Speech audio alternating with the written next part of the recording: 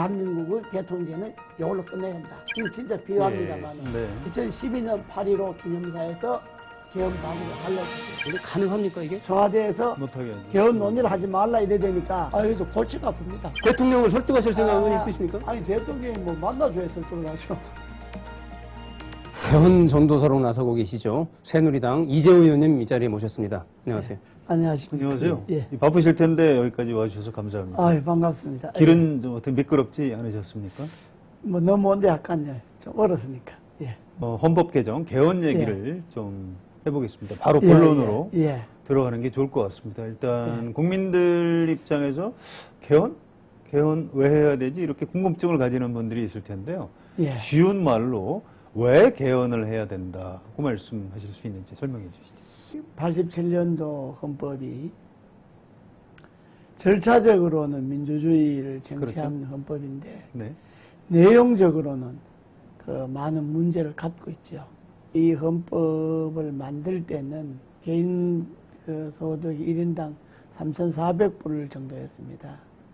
지금은 이제 28,000불 정도니까 네. 경제의 여건이 달라지면 정치, 사회 모든 부분이 달라지지 않습니까? 또 두 번째는 5년 단임제 대통령 중심제로 하다 보니까 우리 사회가 갈등이 아주 심화되죠. 일종의 다수의 민주주의의 결정판 같은 거잖아요. 예. 절차적 민주주의라는 게.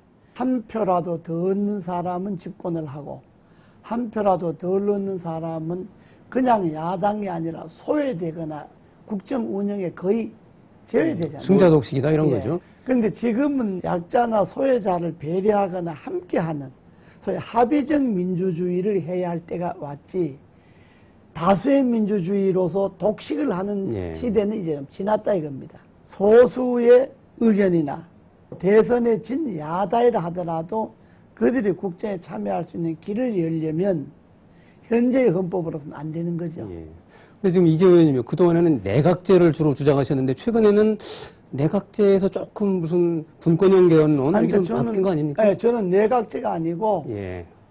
처음부터 전 4년 중임 분권형 대통령제를 주장했기 때문에 예. 우리나라의 환경은 또 우리나라 앞으로 통일 이후에 나아갈 그런 것까지 대비를 했기 때문에 분권형 대통령제라고 이름을 그러니까 뭐 이원 집정부제하고도 좀 다릅니까? 그건? 이원 집정부제하고 뭐 우리나라의 특수성을 감안해서 좀 다르죠. 그러면 4년 중인 분권형 대통령제는 어떻게 하는 거죠? 그러니까 이제 임기는 이제 4년을 하는데 한번 중임할 수도 있고 대통령은 국민이 뽑는 그 다음에 겁니까? 이제 선거는 국민이 직접 선거를 하고 국민이 직접 선거를 했으니까 국가 원수직은 대통령이 갖고 네. 행정부 수반은 내각이 갖고 네. 이렇게 나누어지는 총리가 그렇죠. 총리는 그러면 국회에서 선출하는 겁니까? 예, 그러면? 총리는 행정부 수반이니까 국회에서 선출하고 총리가 국회 해산권을 갖는 반면에 국회는 총리 불신임권을 갖게 되고 예. 그러고 내각의 권한은 지방 분권, 지방 정부가 다시 분권을 하고 간략하게 말하면 대통령은 내각과 권력을 나누고 내각은 지방 정부와 권력을 나누고 이렇게 분권을 하자는 것이 분권은 대통령제인데 국민이 직접 뽑기 때문에 국가 원수직은 대통령이 가지니까 권한이 있어야 되잖아요. 우리나라가 제일 중요한 통일이라든지 네. 외교, 외교. 통일을 하려면 우리 주변국들과의 외교, 또 국방, 네. 이런 나라의 큰 문제, 인사 이런 거는 역시 대통령이 대통령이 하는 갖고, 것이죠. 네. 갖고, 그리고 이제 그 나라 안에 살림 같은 이런 부분은 중앙정부가 가지면 자치정부가 안 되니까 중앙정부와 지방정부가 분권을 예. 하고. 근데 대통령 권한이 굉장히 약해지는 거잖아요. 그러니까 지금 박근혜 대통령이 그래서 반대하는 거 아닙니까? 대통령 권한이 막강하죠. 그렇습니까? 왜냐 그러면 내각의 권한은 지방과 분권을 해버리니까 예? 중앙정부는 조정의 기능을 갖는 거고 사실은. 그리고 대통령은 우리나라의 원수직에다가 외교, 통일, 국방에 관한 권한을 가지니까 국군 통수권의 권한을 가지니까 다른 나라 이원 집정부제라든지 의원 내각제에 있어서의 대통령 권한보다가 훨씬 막강하죠. 그 국민들 입장에서 가장 중요한 게 먹고 사는 문제 아니겠습니까? 그렇습니다. 예. 그러면 경제는 누가 하는 거죠? 그건 내각에서 하는 거죠. 네, 그러니까 내각 중에서도 누가 책임을 져야? 그 총리가 책임지는 거죠. 경제는 총리가. 왜 한다. 총리가 책임지게 하느냐 그러면 결국은 이 국내 정치는 책임의 정치지 않습니까? 그렇죠. 세월호 참사가 났지 않습니까? 근데 사실 책임지는 사람이 없었잖아요. 침몰한 선자이나 선원들도 문제지만은 그건 뭐 사법적으로 처리하면 되니까. 문제는 구조할 수 있는 40분간의 시간에 구조를 못한 정부의 무능력에 대한 책임이 따른 것 아닙니까? 네. 그거는 내각의 수반이 책임져야 되거든요. 그러니까 행정부 수반이 책임지고 내각이 총 사퇴해야 될 사안이거든요. 그런데 이 헌법은 내각 수반이 대통령을 겸하니까 대통령이 사퇴를 할 수가 없잖아요. 5년 임기에 선출직이니까. 그러니 결국은 책임질 사람이 없으니까 총리가 나갔다 들어갔다 이렇게 하잖아요. 만약에 이제 분권형 대통령제 같으면 책임 정치가 가능하지 않습니까? 지금은 5년 단임 대통령이니까 제왕적 대통령제라고 하는 거는 책임을 안 지지 않습니까? 공약을 파기해도 책임을 안 지고 세월호 참사가 나도 책임을 안 지고 뭐 문고리 3인방에다 비선 실세가 나도 책임을 안 지고 거의 권력을 사유하고 있잖아요. 그러니까 이제 박근혜 대통령이 책임을 안 지고 싶어서 안 지는 게 아니라 제도적으로 못 지게 돼 있다 이 못 지게 돼 말씀입니까? 있죠. 공직자가 책임진다 하는 건 자리를 내놓는 거잖아요. 예. 자리를 내놓거나 감옥에 가거나 하는 거잖아요. 그럼 대통령 책임은 없는 거네요. 이런 상황에서. 있는데 못 지는 거지 안 지는 거지. 그러니까 개헌을 하자. 제도적으로. 예. 그러나 내각의 권한이 총리인데 있다면 국회에서 과반수 찬스로 총리 해임해버리면 그 내각이 다 나가는 것 예. 아닙니까? 국회에서 총리를 못 뽑게 되면 총리가 국회를 해산하면 되는 거거든요. 그 시스템을 알겠는데요. 예. 그러니까 국민들은 이제 먹고 사는 문제가 가장 중요한데 경제를 책임지는 사람을 내 손으로 뽑고 싶다 이런 게 있지 않을까요? 지금 대통령제에서 대통령은 경제뿐만 아니라 모든 걸 다 책임지지 않습니까? 물론 그렇죠. 그러니까 모든 것에 대한 권한이 다 있지 않습니까? 그런데 실제적인 책임은 경제부처 장관들에게 거의 미루는 것 아닙니까? 대통령이 경제에 관한 권한이 있다고 그래서 경제에 대한 책임을 지는 거 봤습니까? 결국은 경제 정책이 잘못됐다는 뭐 잘못하면 해당 부처 장관 바꾸는 수밖에 없지 않습니까? 그러나 내각이 내치에 관한 책임을 갖고 있다면 경제 정책이 잘못됐다. 이건 중대한 사안이다라고 하면 하나의 정책에 책임을 지고 다 사퇴한단 말이에요. 국민들 입장에서 예. 아니 국회의원들에 대한 국민들의 불신이 굉장히 강하죠. 예. 그 국회의원들이 뽑는 총리가 나라의 살림을 책임진다? 예.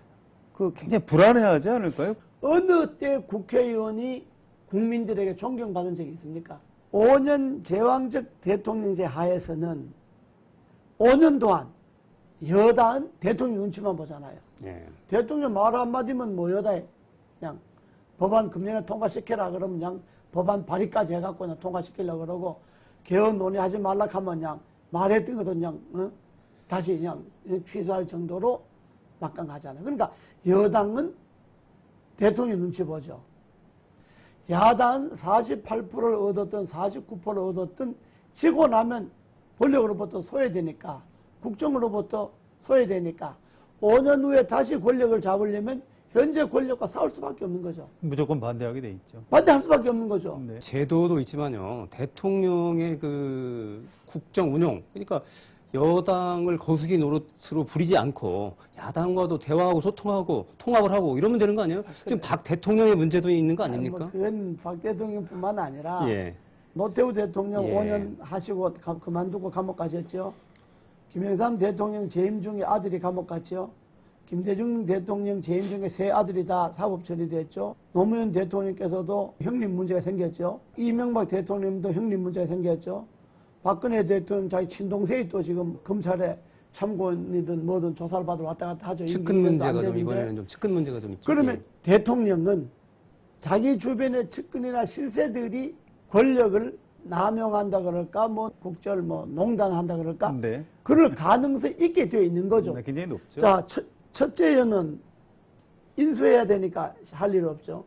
둘째 연도 되면 이제 또 설설 한 일에 대해서 한 일이 뭐냐 비판하기 시작하죠. 세 번째 연도부터는 레임덕 시작되죠. 네 번째부터는 그만둘 준비해야죠. 다섯 번째는 일 못하잖아요. 예. 5년 동안에 대통령이 실제적으로 마음 놓고 여유 있게 국정을 돌볼 수 있는 시간은 없고 측근과 실세들은 발호를 하고 또 여당 그런 권력을 지켜야 하고 야당 그런 권력을 싸워야 하고 이제 그러니 정치가 갈등이 늘어날 수밖에 없어요. 예. 의원님 알겠습니다. 알겠고요. 네, 예. 설명 주신 거에 대해서는 뭐 상당 사람들이 예. 공감을 하는 겁니다. 예.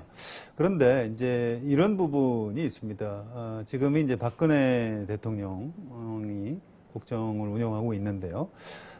이재호 의원님께서는 이제 이명박 정부에서 굉장히 그 좀 이렇게 세다고 그럴까요? 이제 뭐 권력 실세를 하는 뭐 얘기도 듣고 그랬었는데. 센 건 아니지만 저는 이명박 정부 들어서고 이거 2년 동안 예, 알고 자의반 있습니다. 타의반 나가 있다. 예. 뭐 미국에 좀 예, 그럼요. 계셨죠. 예. 그 임기가 뭐 이게 중반에 들어섰을 때 들어왔기 때문에 예, 근데 아무튼 질문의 요지는 말이죠. 뭐 아주 센 건 아니고. 예. 아무튼 대통령하고의 관계나 여러 가지로 볼 때 이명박 정부에서 좀 개헌을 강하게 추진을 예. 하셨어야 되는데 왜 지금 하실까 이렇게 예, 묻는 그렇죠. 분들이 예. 계시거든요. 아, 그건 많더라고요. 근데 그건 이제 잘 몰라서 그러신데. 예, 좀 설명을 해주시죠. 제가 이제 이명박 정부의 뭐 실세니 뭐 그런 소리 하지 않습니까? 난 네. 그 자체는 부인하지 않습니다. 예. 뭐 그랬는데 제가 이제 2년 동안 외국 가 있다가 이제 제가 만약에 18대 총선에 안 떨어지고 바로 들어가서 당을 맡게 됐다면 처음부터 개헌을 했을 거예요. 그건 뭐 대통령 약속이 개헌 하기로 하고 우리가 정권 잡은 거니까. 근데 2년 있다 돌아보니까 개헌이 안 됐잖아요. 그 다음 이후에 어떻든 간에. 그래서 내가 들어오자마자 개헌하자고 이야기를 했죠. 근데 대통령께서 좋다 하자. 근데 개헌을 하려면 국회 3분의 2가 동의를 해줘야 되잖아요. 그렇죠. 200명이. 네. 내가 돌아서 개헌하자고 이야기하고 대통령께서도 개헌하자고 그래서 이제 그 법제처 자구심사까지 거치는 분권형 대통령 개헌안을 이제 헌법학 교수들을 통해서 이제 예. 권력을 제가 잡아갖고 이제 안을 만들어갖고 개헌을 하겠다고 이제 여당, 야당이 갔지 않습니까? 네. 어? 야당은 막 솔직히 말하면 다음 정권 우리가 잡는데 무슨 지금 그러냐 당신네들 5년 다 하고 우리들은 무슨 하려니까 왜 지금 뭐 분권하자 그러냐 딱 반대하죠. 예. 네. 여당 그때는 이미 누가 될 거라고 하는 후보는 뭐 그때는 박근혜 다 대통령이 다음 결정됐지 대통령. 않습니까? 그렇죠. 본인뿐만 아니라 그 이제 후보를 대통령으로 만들어야 할 그 우리 여당이죠 당시에 여당은 무슨 소리야 당신들은 5년 하고 뭐 지금 와서 예. 뭐 분권하자 그러냐 개헌을 해도 우리가 할 테니까 지금 못한다. 아 여야가 개헌을 못한다. 여야의 소위 미래 권력들이 개헌을 못한다고 뻗는데 그래도 내가 설득시켰는데 하셨죠. 예, 제가 기억납니다. 70명까지 서명을 받았어요. 예, 개헌 기억납니다. 찬성을 예. 제가 개헌을 내가 이명박 정부 때 안 하려고 한 것이 아니라 못하신 거라. 못한 거죠. 네. 그래서 네. 내가 대통령인데 그랬어요. 국회가 발의하기는 틀렸습니다. 그러니 이건 진짜 비유합니다만은. 네. 대통령이 좀 대통령이 예. 이제 국회 저 정부가 개헌 받았다. 발의권이 있으니까. 그러니까 예. 개헌 발의권이나 대통령하고 국회가 과반수가 있으니까 국회는 그 하실 내가 수도 있었잖아요. 아무리 다녀도 70명 밖에 서명이 안 되니까 네. 대통령이 발의합시다. 네. 그러니까 이제 그래서 사실 마지막 8.15 2012년 8.15 기념사에서 개헌 발의를 하려고 했어요. 네. 근데 발의를 해도 국회에서 200명이 동의를 3분의 해줘야 1을 통과가 넘어야 되는데 되죠. 예. 발의했다 통과 안 되면 공연히 대통령의 임기 말해 말지 좀 정치적으로 우스워지니까. 무슨 뭐 계산한다 그러고 예. 사람은 우수지잖아요. 예. 임기 말에 뭐 곧 그만둘 대통령이 무슨 개헌을 발의해 놓고 이건 정치적으로 정치 도의상도 안 맞잖아요. 예. 네. 국회가 어느 정도 3분의 2 뭐 200명 찬성인데 180명까지 확보가 됐으니까 이렇게 돼야만이 정부가 개헌을 발의를 하지. 그래서 못하셨군요. 근데 그런 것도 되지가 않은데 있지만요. 발의를 할 수가 없어요. 그러니까 이제 8.15 기념사에서 대통령께서 국회가 개헌을 논의해달라라고 이야기를 했잖아요. 그런 요인도 있지만요. 보니까 그때 저는 그 저는 개헌을 안 할, 사람들이 그래요. 왜 니 잘 나갈 때, 예. 니 시세 때 왜 안 했냐 그러는데 제가 안 하려고 한 것이 아니라 저는 2010년부터 개헌을 하자고 그랬잖아요. 맞습니다. 그땐 뭐 하자고 그랬는데 국회에서 안 받아주니까 못한 것 네, 아닙니까? 내가 지금 알겠습니다. 와서 뭐 개헌하자고 주장하는 게 아니고 예. 나는 이명박 정권을 경험해봤고 그 이전에 제가 국회의원 들어가도 대통령 몇 분 겪었습니까? 제가 김영삼 대통령이 들어갔잖아요. 예. 김영삼 대통령, 김대중 대통령, 노무현 대통령, 이명박 대통령 네 분의 대통령을 제가 겪어봤지 않습니까? 또 노무현 대통령 때는 내가 야당 원내대표하면서 예. 지금 만나기도 하고 그리고 내가 그 이전에 민주화 운동을 거의 30년간 했지 않습니까? 내 정치 일생으로 볼 때 대한민국의 대통령제는 이걸로 끝내야 한다. 이명박 대통령으로 끝나야 한다. 그러고 다음부터는 유럽식으로 분권을 가야 한다는 게 예. 아주 내 몸에 뱄단 말이에요. 그렇게 이제 쭉 말씀하신 거를요. 네. 예, 그래서 계속 이야기했죠. 그래서 예. 대통령께서도 그런 이야기했죠. 우리가 이 분권형 개헌한다 그러면 오해 안 받을까 그런 이야기도 하셨죠. 사실 내인데. 네네. 헌법재판소 재판관들은 통합진보당을 해산시키면서도 해산 결정의 파장에 대해 걱정이 있었던 것 같습니다. 결정문에 이런 내용을 담았습니다. 이 결정으로 인해 우리의 민주주의가 후퇴하고 진보정당의 활동이 위축될 것이라는 우려가 있음을 알고 있다. 통합진보당 주도 세력과 무관했던 일반 당원들, 경우에 따라 통합진보당과 우호적 관계를 맺기도 했던 다른 정당들에 대한 사회적 낙인과 이념 공세는 있어서는 안 될 것이다.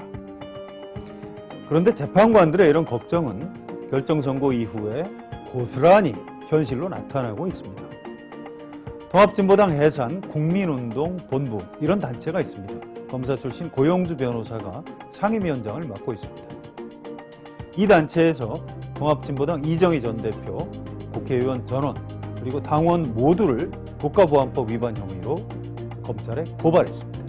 헌법재판소 결정에 따르면 통합진보당은 반국가단체나 이적단체가 되는 것이니 법리적으로 보면 이들의 주장은 일리가 있습니다. 고발을 접수한 검찰은 헌재 결정문에 통합진보당이 북한식 사회주의를 추구한다고 돼 있고 이를 근거로 고발이 들어왔다. 따라서 통합진보당이 이적단체인지 당원들의 활동을 이적 행위에 대한 동조로 볼 수 있는지 검토해 봐야 한다. 이렇게 말하고 있습니다.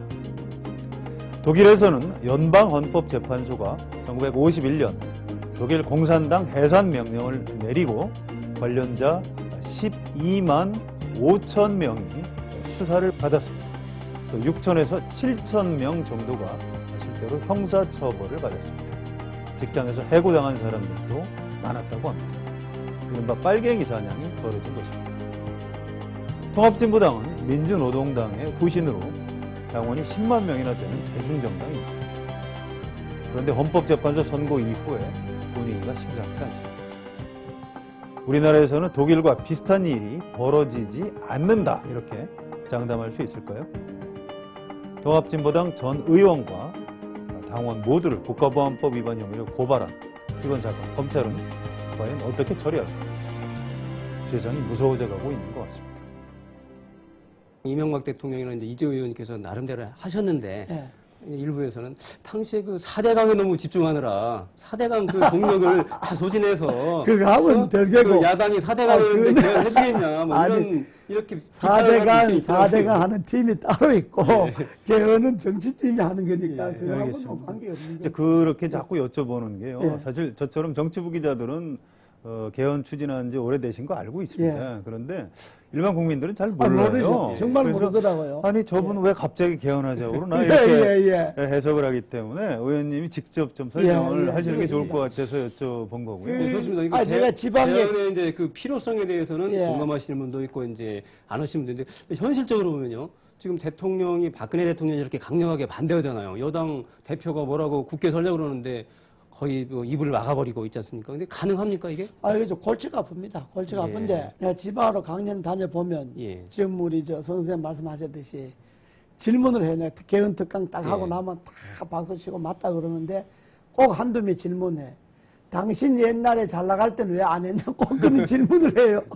그럼 내가 설명을 하면, 그러냐 이해를 하는데, 지금 국회 형편이 이렇습니다. 개헌 발의는 이제 대통령이 하거나 국회 과반수 하는데 대통령은 먼저 안 하게 생겼으니까 이제 국회가 개헌을 발의하겠다고 하는데 대개 우리 개헌 모임에 154명이 지금 가입해 있습니다. 예. 네. 이 154명 개헌 발의선을 넘었습니다. 이제 언제든지 개헌을 발의할 수 있습니다. 새누리당 몇 명은 철회했다고 들었는데. 그거는 이제 특위 구성 특위 안을 개헌 내는데 특위에서? 연말에 내자 뭐 예. 지금 내자 한 것 때문에 이제 선을 안 예. 했고 큰 의미가 없고요. 그러고 이제 개헌 찬성 200명이잖아요. 네. 현재 대개 국회 개헌을 찬성하는 사람이 그 각종 여론조사에 나온 걸 보면 230명 정도가 예. 확보가 되어 있습니다. 그러니까 국회로서는 개헌 발의선도 확보가 되어 있고 개헌 의결선도 거의 확보가 된 거죠. 예. 그러니까 국회만 놔두면 개헌은 그냥 금년 정기국회 때, 임시국회 때 개헌특위만 구성해주면 개헌특위가 그동안에 논의되었던 개헌안들 모으고 뭐 여러 토론 공청회도 하고 이제 제 자료 수집도 하고 뭐 해서 이제 개헌안을 만들잖아요. 예. 그러면 그냥 본회의는 통과하게 돼 있어요. 아닙니다. 그 부분이 문제인데요. 네. 개헌안을 어떻게 만드느냐에 따라서 국회의원이 몇 명까지 찬성할 수 있는지가 달라질 수 있죠. 그래서 네, 제 그렇죠. 말은 예, 이제 그래서 개헌특위죠. 개헌특위라고 하는 거는 그런 다양한 개헌의 안들을 조정하고 합의해내는 게 특위잖아요. 네, 그렇습니다. 특위가. 네. 그러면 거기는 순수 4년 중임제 대통령 하자는 안도 있고 네, 여러 가지가 순수 있죠. 의원 예. 내각제 하자는 안도 예. 있고 분권형도 저처럼 있고. 4년 중임 분권형 대통령이 하자는 안도 있고 또 국회도 상하원 양원제를 하자는 안도 있고 그런 의견도 있죠. 예. 또 대통령 임기도 분권형 대통령제로 하되 6년 단임을 하자는 안도 있고 우선 그 권력 구조만 두고 여러 안이 나와 있습니다. 지금 그렇습니다. 이미 논의가 많이 돼 있습니다. 그러면요, 국회 개헌 특위는 구성을 하면 되잖아요. 여야가 다 오면. 왜 못하는 그러니까 거예요? 야단 하자는데 지금 여다 위에서 논의하지 말라. 아, 청와대가 지금 막는 겁니까? 안 하고 있는 거 아닙니까? 그러니까 개헌 특위는 그런 걸 조정해내는 거거든요. 그렇죠. 예. 네. 이제 특위가 구성되면 그 안에 이제 기본권 소위 무슨 예. 이제 헌법 전문 소위 권력구조 네. 뭐 지방분권 뭐 경제 뭐 이게 나눠지지 않습니까? 그렇습니다. 예. 나눠주면 이제 그 자문위원들이 자문을 받아갖고 단일안을 만들어내는 거니까. 단일안이 만들어질까요? 특위에서는 단일안 만들려고 특위안으로요? 하는 거니까. 특위에서는 단일안. 근데 의원들이 대략 뭐 여러 가지로 좀 갈려 있는 거 아닌가요? 갈려 있어도 네. 특위에서 공동의 안을 만들어내는 거니까 소수의 안은 뭐 내 혼자 뭐 6년 단위만다 7년 단위만 주장한다 그래도 그 주장은 성립이 되지만은 그러나 특위에서 여야가 단일안을 만들어내는 거는 뭐 국민 여론조사도 하고 뭐 토론도 하고 해서 만들어내는 거니까 그 단일안이 나오면 의결은 되는데 문제는 여당이 지금 특위를 만들려고 하는데 청와대에서 못하게 하죠. 개헌 논의를 하지 말라 이래 되니까 예. 여당이 지금 속으로는 개헌을 다 해야 되는데 특위를 구성해야 되는데 이게 지금 내놓고 못하니까 예. 그러니까 지금 이제 그러니까 여당이 아주 어정쩡하게 돼 있는데 야당은 뭐 예. 아주 개헌하자 시종 일관 나오니까 같이 나오니까 그런데 이 여당의 어정쩡한 것도 세월호 참사 문제 거의 매듭이 졌고 이제 문고리 뭐 비선실생가 이것도 이제 어느 정도 매듭이 짓고 나면 그리고 예산안도 우리가 법정 기일에 통과시켰고 통과됐죠. 또 정부가 추진해달라고 하는 경제활성화법 내놓은 것도 이번 임시국회 통과시켜주면 청와대가 다시 또 국회에다가 경제 살리게 해야 되니까 뭐 개헌 논의하지 마라 이렇게 말할 수 있는 근거가 이제 없어지지 않나요? 근데 이재 의원님께서는 지금 최근에 무슨 인터뷰 보니까 청와대가 좀 여당에 압력 좀 넣지 말라 이런 말씀을 하셨더라고요. 그런 게 있습니까 실제로?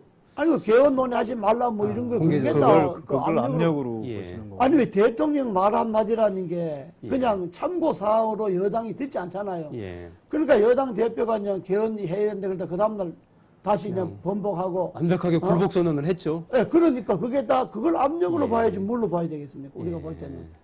그러니까 그럼 이제 대통령이 농담삼아 한 이야기는 아니잖아요. 대통령이 이렇게 반대하는데 여당 의원들이 위축돼서 그럼 개헌특위 구성 어려운 거 아니에요? 그래서 제가 이제 골치 아프다는 건데요.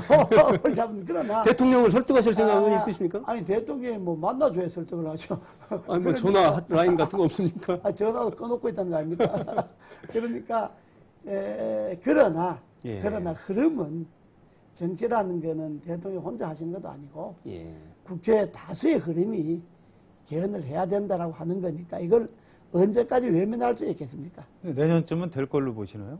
뭐 저는 네, 그렇게 3년 차로 예, 들어가는 저는 내년 또 내년에 가서 또 경제 살리게 해야 되니까 또 논의하지 말라든지 또 뭐 블랙홀 되니까 논의하지 말라든지 이거는 1년차, 2년차는 뭐 그것도 옳지 않는 이야기지만은 예. 그러나 1, 2년 차에서 뭐 대통령이 5년 임기에 2년까지 임기 초반인데 뭐 그렇게 말씀하시는 거니까 뭐 옳지는 않지만은 그러나 뭐 받아는 주지만은 3년 차는 이제 임기 중반에 넘어버리는데 그때까지도 경제 살리게 해야 된다고 개헌 못하게 하면 아니 경제 살리게 임기 내내 해야지 뭐 1, 2년 하고 맙니까? 경제 살리게 5년 임기 끝날 때까지 해야지요. 그러니까 내년 되면 대통령께서도 개헌을 논의하지 말라고 하기가 명분이 없는 거죠. 그런 측면이 있는 것 같아요. 그러니까 지금 예. 최근에 그 국정농단 의혹이 나오고요. 그러면서 이제 그 대통령께서 사과 한마디쯤은 하셔야 되는데 사과를 한마디도 안 하셨어요. 청와대 일인데. 그러면서 국민들이 야, 이거 좀 대통령제 문제 있는 거 아니냐라고 오히려 이제 그 개헌 필요성을 좀 대통령이 그 좀 촉발하는 그런 측면도 있긴 있는 것 같아요. 그러니까 지금은 여론조사에 국민들이 개헌을 해야 된다는 게 한 70%가 지금 넘어서죠. 넘어서고. 근데 그게 꼭 본권형이 아니고 4년 중임 이제 미국처럼 하자는 여론도 꽤 많은 있습니다. 거 아닌가요? 그러니까 뭐 4년 중임을 하든 분권을 하든 개헌 특위가 구성돼서 개헌 예. 논의를 하기 시작하면 논의를 하자는 그거는 거죠. 예. 여론을 들어서 그건 종합하면 되는 거니까 지금 뭐 어떤 안을 권력 구조에서 어떤 안을 결정해 놓고 뭐 그렇게 밀고 가는 게 아니고 개헌 특위가 구성되면 그 안에서 국민 다수가 원하는 개헌안으로 가면 되는 거니까. 결국 국민들의 여론이 좀 중요하다고 보는데요. 그렇습니다. 예. 일반 국민들 중에는 이제 그 이재호 의원님처럼 설명하시는 것에 대해서 이제 우리가 예. 좀 권력 분산 시스템을 갖출 때가 됐다 이렇게 예. 보는 사람들이 늘어나고 있는 건 사실인데요. 예. 아직도 상당수는 어떻게 국회의원들 국회에 권력을 주느냐 예. 그건 안 되고 대통령을 잘못 뽑은 거니까 다음에 대통령을 잘 뽑으면 되는 거 아니냐 이런 얘기들을 하거든요. 5년 다니는데 대통령이 벌써 6번인가 7번이 되는데 그 본인들이 다 잘못 뽑은 건 아니죠. 다 그래도 대통령 하시는 분이 다 대통령 할 만하니까 하시는 건데 대통령 돼 갖고 일을 잘못하니까 이제 그렇게 되고 또 국회의원도 지금은 이제 양당제가 돼버리니까 어느 일당이 과반수를 넘어버리니까 이게 과반수 독재가 되잖아요. 분권형이 돼버리면 내각은 정치는 다당제가 될 수밖에 없습니다. 다당제가 되고 선거구도 지금처럼 이렇게 어느 한 당이 다수당이 될 수 있는 이런 선거구가 좀 어렵고요. 예를 들어서 정당 명부식 뭐 권역별 비례대표제를 한다든지 도시는 중대선거를 한다든지 뭐 이게 선거구제의 변화가 오는 거고 그 다음에 분권형 대통령제가 되면 당이 다당제가 되고 내각은 연정을 하는 그래서 정치의 갈등 구조를 줄이는 이런 형태로 자연적으로 정치가 선진화될 수밖에 없는 거죠. 네. 지금 보십시오. 지금 이 선거 제도는 이 체제는요. 민주당이 일당 되기가 정말 어렵습니다. 왜냐 그러면 호남은 새정치민주연합이 차지하고 영남은 무조건 새누리당이 차지한다면 기본적으로 37석이 차이가 납니다. 그렇죠. 예? 예. 그러니까 37석이라고 하는 거는 지고 들어가는 거예요. 이제 야당이. 선거구제 개편 논의죠. 이 개헌하고는 예. 조금 다른데요. 아니, 이제 그러니까 이 개헌이 예. 어떤 사람은 선거구제를 먼저 하고 개헌하자 예. 그런 그러는데 주장도 내가 그런 주장도 예, 그런 있겠죠. 주장도 있는데 내가 그게 왜 부당한다 이야기를 하는 거예요. 예. 그러면 야당 일당이 되려면 수도권에서 한 4, 50석을 가져가야 됩니다. 그래야 야당 예. 일당이 됩니다. 그거 안 되죠. 그게 불가능하죠. 불가능합니다. 현재 양당제에서는 불가능합니다. 그리고 선거구제를 먼저 개편해 놓는다 하더라도 현재 대통령제가 이대로 있으면 대통령 선거에 천점하게 되잖아요. 대통령 되는 사람이 뭐 여당에 관계없이 정권을 다 잡아버리는데 모든 걸 다 가져버리는데 그래서 제 말은 이 개헌을 분권형 개헌을 하면서 자연적으로 여기에 선거구제 따라서 그렇게 하자. 정당제도와 예. 선거제도가 함께 논의되어서 알겠습니다. 정치가 한 번 더 선진화로 업그레이드하자. 예. 이것이 제 주장입니다. 예. 개헌특위하고 이제 국회 정치개혁특위 이런 데서 한꺼번에 같이 다루는 것도 방법이겠네요. 그렇습니다. 예. 그 이재호 의원님께서는 이제 유신 독재 회귀 이런 표현까지 쓰셨더라고요. 그리고 유신 체제에서 지금 박정희 대통령 체제에서 5번인가 투옥되셨고 그다음에 이제 옥살이 한 10년 가까이 하신 걸로 이렇게 고초를 겪으셨는데요. 뭐 제가 그때 지금 저 박근혜 대통령 그 유신 독재 체제 뭐 좀 다시 잡혀가는 거 아니에요? 그때 갔으면 잡혀갔죠. 지금. 아 그렇습니까? 그때 그런데 제가 그런 이야기를 한 거는 예. 이 박근혜 대통령 이 정부가 예. 박근혜 대통령 뭐 본인께서는 어떻게 생각하시든지 간에 일반적으로 아주 객관적으로 볼 때 과거 권력에 대한 그 집착, 예. 과거 권력의 통치 방식에 대한 박정희 대통령의 통치 방식에 대한 하나의 그 어떤 그걸 모델로 삼지 않느냐. 예. 그 중에서도 유신 권력, 유신 독재 권력에 대한 그 어떤 그 통치 방식을 그게 마치 민주주의적 대통령의 통치 방식인 걸로 생각하고 있지 않느냐. 이제 그것이 이제 결국은 그렇게 되면 그게 권력의 사유화로 가잖아요. 권력의 사유화. 권력이 예. 권력 내지 국가를 유신 사유화. 권력은 권력의 사유화였죠. 권력이 사유하죠. 예. 유신 권력이라고 하는 것은 대통령 뭐 사실 그렇죠. 정신 대통령 할 수 있게 되고 그 다음에 유신 권력이라고 하는 것이 긴급 조치라고 하는 것이 권력의 사유화뿐만 아니라 국가를 사유화하는 거죠. 그냥. 그렇죠. 그런 위험이 따른다 이거죠. 이게 만약에 그런 위험이 따르고 소위 말하는 그 권력 사유의 특징이 민주적 책임성이 없잖아요. 예. 권력에 대한 책임성이 없고 내 말이 무조건 옳다. 내 말대로 해라. 내 말 들어라. 국회는 지금 경제 살리기 급하니까 국회는 개헌 논의도 하지 마라. 예. 뭐 이렇게 막 대통령 말 한마디로 모든 걸 해나가잖아요. 예. 이것이 사실 민주주의로 봐서는 아주 위험한 발상이죠. 지도자로서는 아주 위험한 발상이죠. 예. 그런 것을 제가 지적을 한 거죠. 그 이재호 의원님께서 이제 2007년 한나라당 대선 후보 경선 예. 때도 그때 쭉 같이 보셨고, 근데 어떻습니까? 그 박근혜 대통령이 실제로 대통령이 되면 좀 걱정된다, 뭐 이런 말씀을 그 전에도 하셨는데, 당선 이후에 이 걱정했던 것보다 좀 더 좀 심한 편입니까? 아니면 예상했던 대로입니까?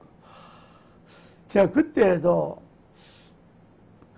저도 그때 뭐 이제 경선 예, 예. 후보 나갔다가 제가 이제 그만뒀지 않습니까? 예. 그때도 제가 지켜봤을 때 위기 관리 능력이 우리나라를 이 분단된 나라, 내부 갈등이 너무나 많은 이 나라에서 위기를 관리할 수 있는 그런 능력을 발휘할 수 있을까 하는 것에 대해서 제가 의문을 그때 제기를 했죠. 네, 그렇습니다. 지금 그때 생각해보다 제가 솔직하게 말씀드리면 심한 편이죠. 더 심하게 예. 나타나는군요. 예, 우려했던 것보다 더 저는 박근혜 대통령이 정치를 아주 잘할 수 있다고 생각합니다. 대통령이 되기 전에 나는 물론 반대했지만은 네, 네. 그러나 이제 마지막엔 당으로서 또 네, 그렇죠. 지지하셔야 되니까. 예, 네. 정권을 네. 또 재창출해야 되니까 했는데 우선 왜 정치를 잘할 수 있느냐? 기본적으로 박정희 대통령이 갖고 있는 기반이 있지 않습니까? 있죠. 네. 그 아주 부동의 기반이 있지 않습니까? 예. 역대 대통령이 그런 부동의 기반을 갖기가 쉽지 않습니다. 네, 그렇죠. 김대중 대통령께서 호남의 기반이 있고 김영삼 대통령이 영남의 기반이 있었지만 그거는 지역적인 기반이었고 박정희 대통령은 지역을 떠나서 갖는 기반이 있었잖아요. 예. 그렇기 때문에 얼마나 여유 있게 하고 인사도 여야 관계없이 지역에 관계없이 좋아하고 안 좋아하고 관계없이 폭넓게 탕평을 쓸 수도 있고 또 여유 있게 또 밑에 사람 맡길 때는 다 맡기고 그렇게 할 수 있는데 잘할 수 있는데 예. 못하는 이유가 뭘까요? 글쎄요. 그건 뭐.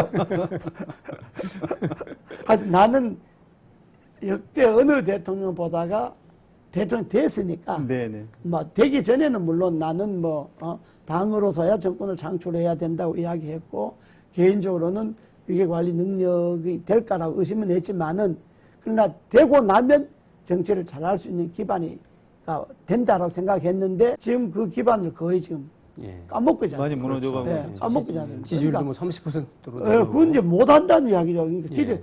찍어줬던 사람들이 기대했던 것보다 못한다는 것 아닙니까? 예. 그럼 그걸 본인이 깨달아야죠. 본인이 깨닫고 이렇게 하면 앞으로 이제 2년은 지났지만 3년 남았는데 진짜 내가 다시 초심으로 돌아가서 대통령을 하고자 했을 때 그때의 마음으로 돌아가서 잘해야 되겠다. 이렇게 해야 되는데 지금 뭐 후보 때는 개헌도 논의한다 해놓고 뭐 그것도 못하게 하죠. 예. 기초공천 이제 폐지한다 해놓고 그것도 안 하죠. 뭐 그러니까 공약을 뭐 안 지키는 게 많잖아요. 경제민주화. 예, 경제민주화도 그렇고. 네. 그래 놓고 국민들인데 공약 안 지켰다고 뭐 죄송하다고 말 한마디 하는 게 아니잖아요. 그리고 뭐 큰 거는 그렇다 치고 가장 가까운 거. 청와대 내부에 무슨 문고리 삼인바이다 비선실세다 뭐 난리가 났는데도 그 내용이 사실이고 아니고 그건 법에서 갈릴 문제, 사후로 갈릴 문제. 일단 대통령이 있는 청와대 안에서 그렇죠. 그런 문제가 나갔다. 예. 그것이 뭐 대통령실의 기록으로 정식으로 기록된 문건이든 그냥 비서관들이 작성한 문건이든 그런 게 나가서 신문에 나고 문제가 됐다. 이런 일이 나면 내가 그때도 지적을 했습니다만은 국민 여러분 참 죄송합니다. 죄송하다고요? 제가 네. 이거 참 이거 부덕해서 제가 밑에 관리를 잘 못해서 국내 국민 여러분들 참 연멸 끼쳐서 세월호 참사에 끝나자마자 또 이런 연멸 끼치게 해서 죄송합니다. 제가 잘 처리하겠습니다. 뭐 이렇게 나가야 되는 것 아니겠어요? 네. 저는 그런 그게 말씀을 안 상식이라고 하셨어요. 봅니다. 그게 네. 상식. 내년에 이제 박근혜 대통령이 지금보다 좀 나아지려면 예. 그런 부분을 좀 고쳐나가야 그러니까 돼요. 그래서 제가 지금이라도 2년은 뭐 이렇게 넘어갔다 치고 이제 앞으로 나머지 3년을 국민들의 기대에 부응하려면 그런 자세가 필요하다고 봅니다. 네. 지금 여당 일각에서도 대통령께서 이제 여러 가지 인사, 뭐 총리를 비롯해서 대통령 실장, 지금 대통령 실장이 유신헌법을 기초하신 그런 분 중에 한 명이잖아요. 아까 유신독재 회기를 네. 말씀하셨으니까 이런 데 대해서는 일단 좀 쇄신이 필요하다 이런 의견들이 있어요. 어떻게 생각하십니까? 제가 말하면 뭐 어렵것 그렇게 말한다 이렇게 말할지 모르지만은 제가 정치를 한두에 하는 게 아니지 않습니까? 예. 그렇죠.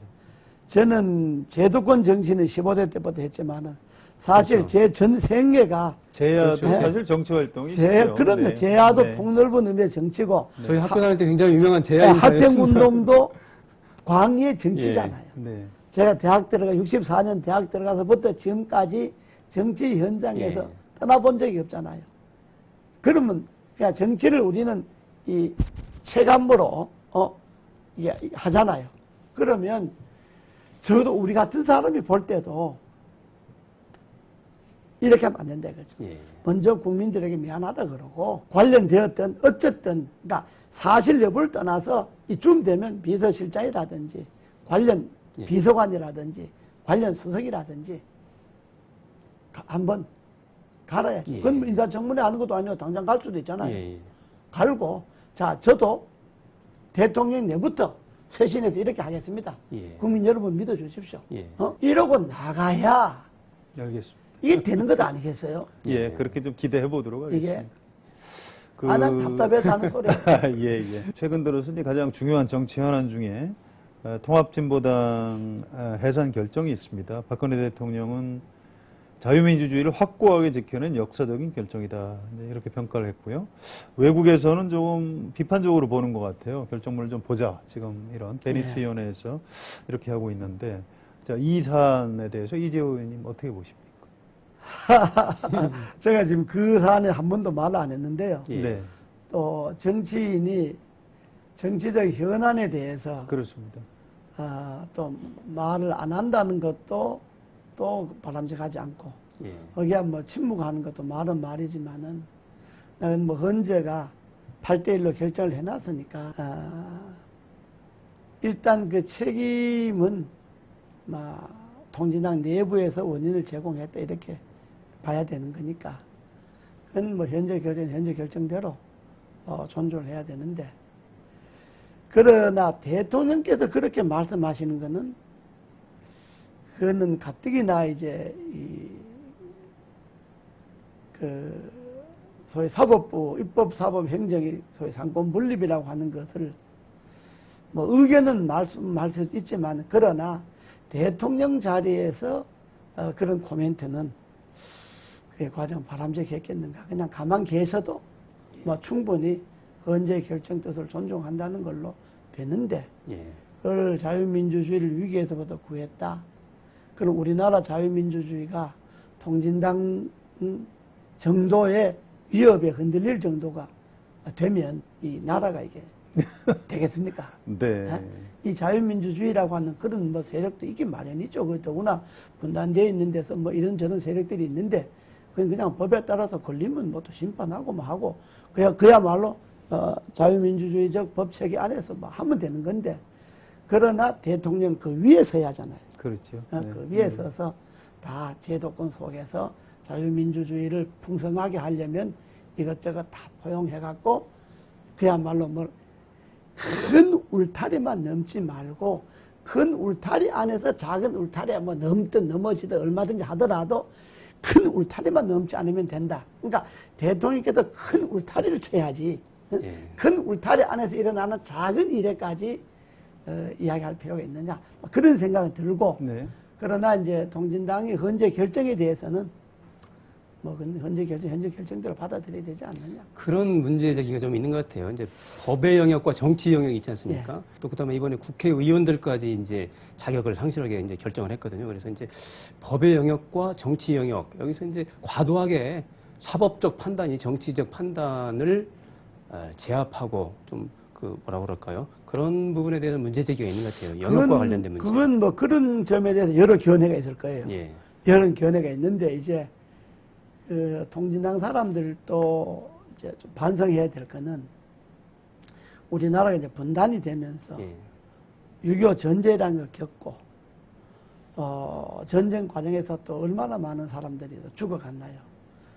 적어도 그 우리나라의 그 다수의 그 보수 진영은 그런 것에 대해서 알레르기 반응을 지금 갖고 있지 않습니까? 예. 소위 저 북한식 뭐 이런 것에 대해서 그런 것들은 정말로 진보 정당을 하려고 표방을 했다면 그 분단 상황에 대해서 이념의 문제 이런 문제는 좀 자기네들이 자제를 하고 했어야 그런 점도 있고요. 그런 점도 있고 그러나 그러나 그것이 뭐 잘 됐다 못했다 이렇게 말할 문제는 아니고 그 사람들은 뭐 이념의 헌법에 뭐 양심의 자유가 있으니까 그 사람들의 소관이긴 하지만은 그러나 결과적으로는 대한민국 체제에서 헌재라는 것이 어떤 있으니까 현재 결정대로 따라야죠. 그런 거 아니겠습니까? 네. 헌법재판소는 87년 개헌의 부산물입니다. 근데 이제 헌법재판소의 이번 정당에서 한 결정은 또 다른 측면에서 개헌의 필요성을 제기하는 측면도 있는 것 같습니다. 자, 연말 수산한 시절인데요. 따뜻하게 보내시기 바랍니다. 이것으로 마치겠습니다. 예. 예, 고맙습니다. 예.